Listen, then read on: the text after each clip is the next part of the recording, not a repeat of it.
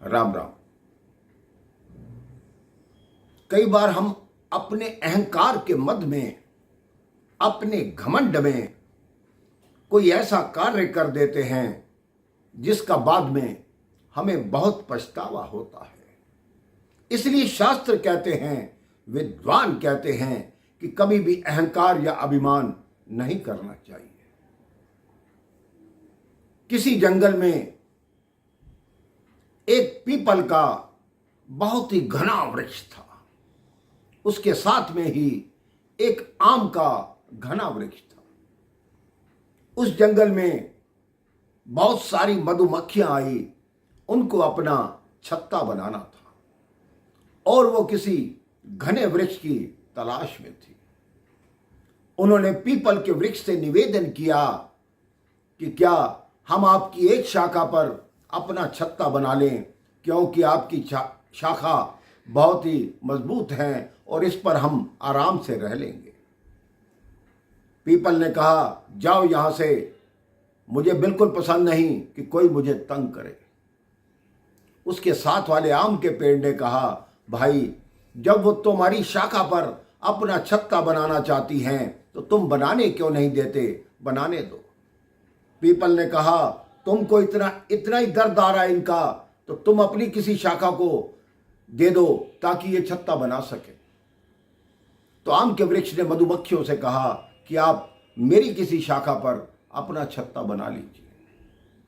मधुमक्खियों ने आम के वृक्ष का धन्यवाद किया और वहां छत्ता बना लिया।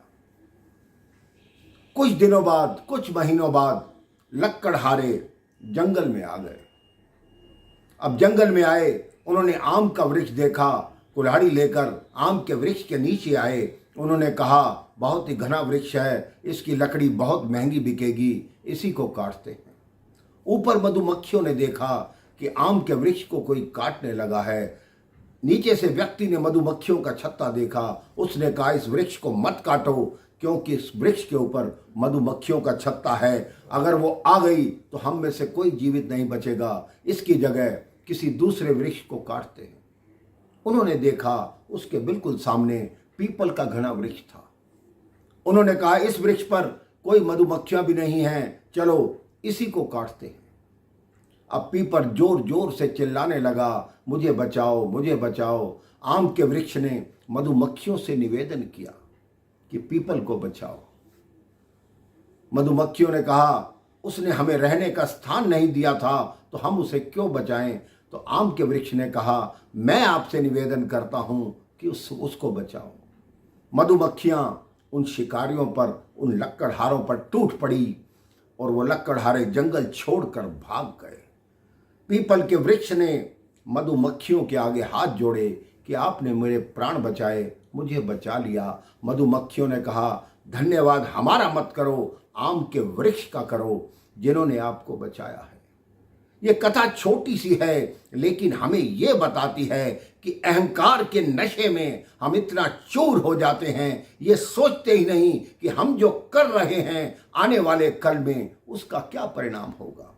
इसलिए अपने जीवन में अहंकार को स्थान मत दो, स्वाभिमान रखो, लेकिन अभिमान मत रखो।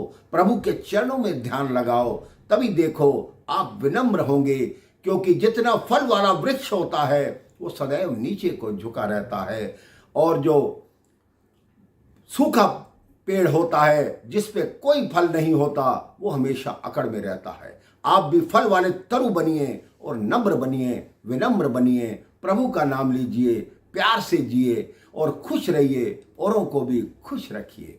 राम राम, जय श्री राम।